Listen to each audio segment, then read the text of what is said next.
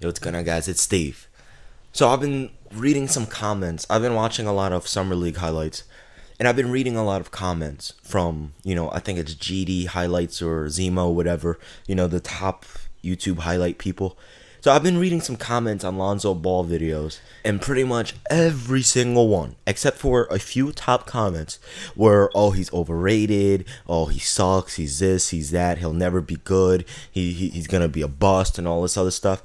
But last time I checked, the dude already had a triple-double. I think it was his second Summer League game. He had a triple-double. And regardless of if it's not NBA competition, some of those players play in the NBA. Some of those players have NBA experience.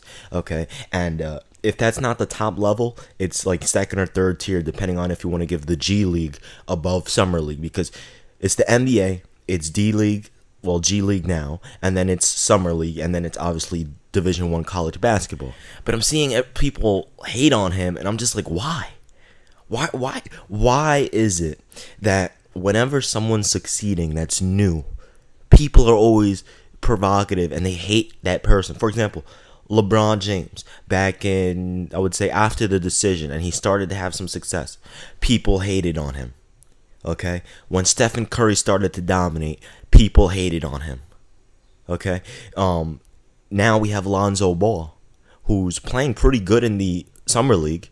People are going to say, watch him be a bust. Why can't we just, you can be hard on someone, but if they're still succeeding, at least acknowledge them and don't continue to call them overrated. For example, I don't see how Lonzo Ball is overrated. He can't be overrated because he hasn't even played in the NBA yet.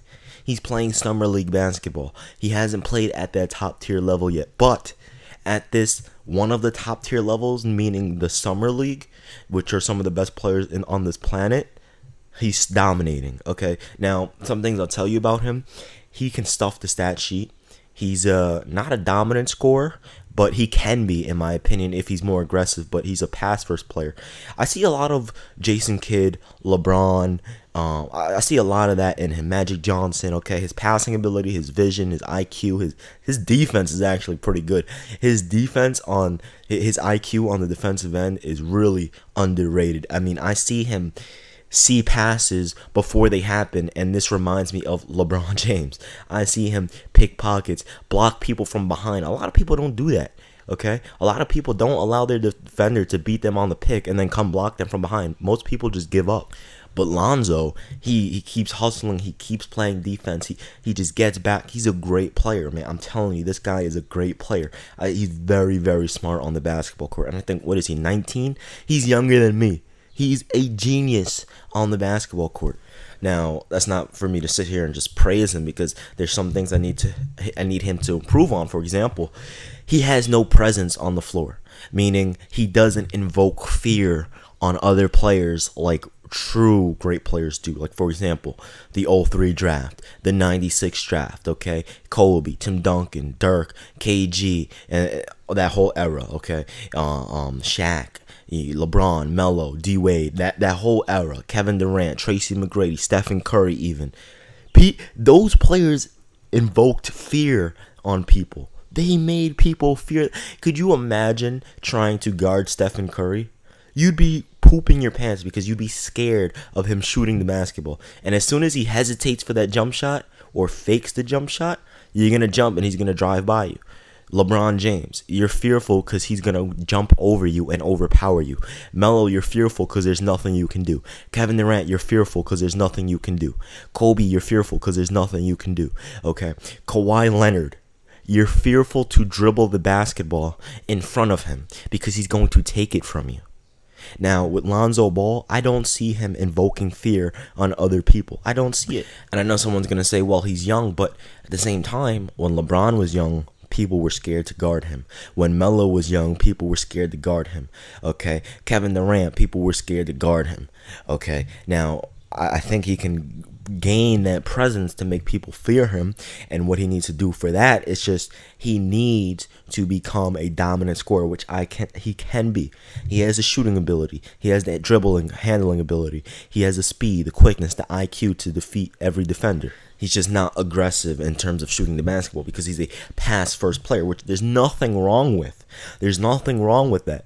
But if he's going to want to help skyrocket the Lakers into a championship team down the line, he needs to be a dominant scorer, because in today's day and age, or however that saying goes, in today's era, you can be as good of a passer as you want, but if you're not a dominant scorer, you're going to have no success. Meaning, Jason Kidd with the New Jersey Nets, when they went to the finals, they had Richard Jefferson. That was before Vince Carter came, but then they eventually got Vince Carter. They were successful because they had Vince Carter and RJ, VC giving you like 23 and RJ giving you like 18. Okay, and then you had Jason Kidd with the pass first and then the defense. Okay, and then you look at Jason Kidd with the Dallas Mavericks. He was successful with them because Dirk Nowitzki was a dominant scorer.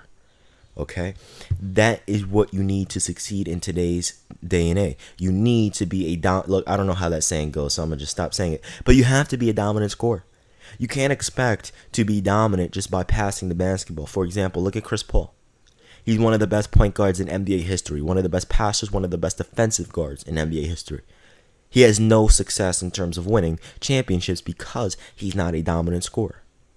Okay, you look at LeBron James. LeBron James is a great passer, one of the greatest passing wing players we've ever seen in this game.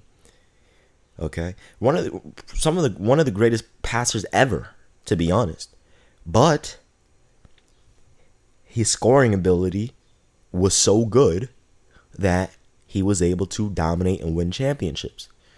Okay, that is what you need to be in order to win an NBA championship. You need to be a dominant scorer, or at least have pieces around you that are dominant scorers, but he doesn't have that. And him and Paul George, depending on how many points per game Lonzo Ball averages, may or may not be enough. But, back to the main topic, for people saying he's overrated and he's this and he's that. Look, the dude is really good. It's clear and evident he's a really good player. Okay, now I'm not going to sit here and say he's a top 5 player in the game. He's top 10 in the game. Heck, he's not even top 30. He has to prove himself against the big boys, the real stars. Okay, but for people to sit there and say he's overrated is nonsense. There's no way in hell Lonzo Ball is overrated. This dude is a really good player. He's going to be great. Now, does that mean I think the Lakers are going to make the playoffs? Probably not. Why? Because, once again, LeBron didn't make the playoffs when he first got in the league, but look at him now. But you want to know who did make the playoffs as soon as they got in the league?